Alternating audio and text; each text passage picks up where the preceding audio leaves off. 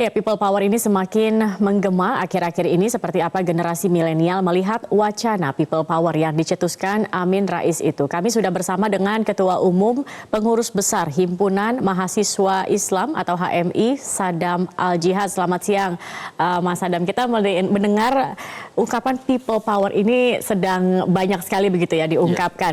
Dari mata generasi milenial, bagaimana sih melihat people power sebenarnya? Kalau kita bicara people power dari mata generasi milenial, pertama generasi milenial itu ketika pemilu itu 41,48%. Jumlah yang terbesar, jumlah yang ya? sangat signifikan. Artinya kedaulatan rakyat, people powernya anak-anak milenial itu ada di 17 April. Nah, kemudian sekarang kita dihadapkan dengan people power lagi. Dulu waktu pas pemilu kita dijadikan objek pemilih. Nah, sekarang mau dijadikan objek bicara. Nah, ini yang agak berbahaya. Artinya sebetulnya ketika kita berbicara soal people power, kita lihat juga ini demokrasinya itu sesuai dengan koridor hukum atau tidak. Artinya ini menjadi objek yang dimanfaatkan milenial ini. Hari ini potensi milenial itu sangat tinggi. Nah, itulah yang kemudian menjadi wacana, menjadi opini untuk dimanfaatkan kepentingan-kepentingan tertentu. Nah, kalau misalkan kita bicara soal people power, Himpunan Mahasiswa Islam dari dari didirikan sampai hari ini, bicara soal people power, bicara soal kritik pemerintah dan sebagainya, itu tetap berjalan secara substansi. Tapi hari ini people power itu dilandasi karena persoalan pemilu. Nah, persoalan pemilu ini yang kemudian landasan people power-nya menjadi politik. Nah, ini yang agak berbahaya ketika generasi milenial masuk ke wilayah rangkaian-rangkaian politik ini. Jadi Anda tidak melihat bahwa niat people power ini sebagai untuk kepentingan rakyat, tetapi lebih ke kepentingan golongan tertentu atau hasrat-hasrat politik tertentu begitu? Saya mau bilang gini, Profesor Jeffrey Winter, profesor dari Amerika itu mengatakan bahwa demokrasi yang tidak berlandaskan hukum itu menjadi demokrasi kriminal. Nah, bukan kriminalisasi demokrasi, tapi demokrasi kriminal. Nah, ketika berbicara soal demokrasi kriminal ini, maka ada upaya-upaya yang inkonstitusional yang akan dilakukan untuk melakukan gerakan-gerakan tertentu. Inilah yang dimaknai distorsi demokrasi, yang akhirnya kesenjangan antara tujuan dan apa yang ini ada penyimpangan secara demokrasi. Nah, ini yang saya bilang bahwa secara substansial dan secara prosedural, people power sudah dilakukan ketika 17 April. Nah, hari ini buat apa ketika kita berbicara soal people power yang landasannya permasalahan kecurangan misalkan. Nah, kecurangan itu ada mekanisme konstitusinya. Kecurangan itu ada jalur politik, jalur hukumnya. Karena tadi yang saya bilang, politik yang tidak dilandasi hukum, maka itu menjadi demokrasi yang kriminal. Oke, berarti Anda melihat bahwa milenial sebenarnya tidak begitu tertarik dengan people power ini?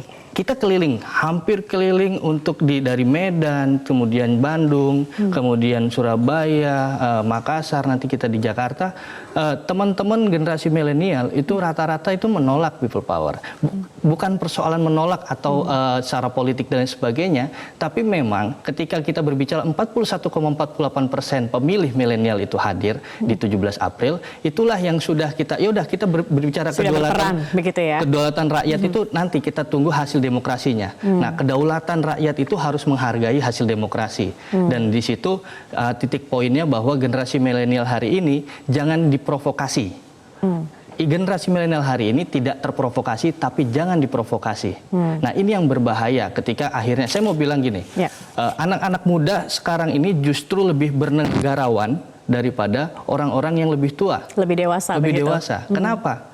Hari ini misalkan generasi milenial dianggap diam. Kalau bahaya semuanya, diam dianggap apatis, bicara dianggap berpihak dan lain sebagainya. Ini kan berbahaya ketika seperti itu. Nah, saya mau bilang bahwa generasi milenial hari ini mempunyai sikap kenegarawanan.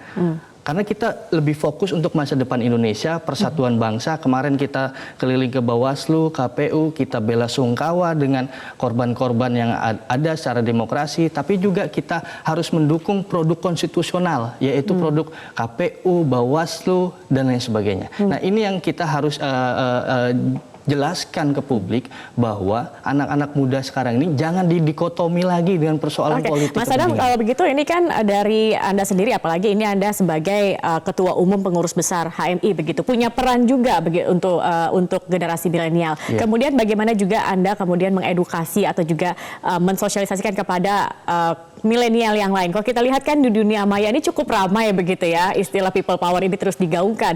Bagaimana kemudian Anda berperan untuk mengajak untuk kita juga kembali seperti yang MUI katakan tadi menjadi satu lagi gitu, berdamai setelah pemilu kemarin selesai. Anak-anak muda hari ini menjadi cooling system. Harus menjadi cooling system, harus menjadi sistem yang mendinginkan suasana demokrasi.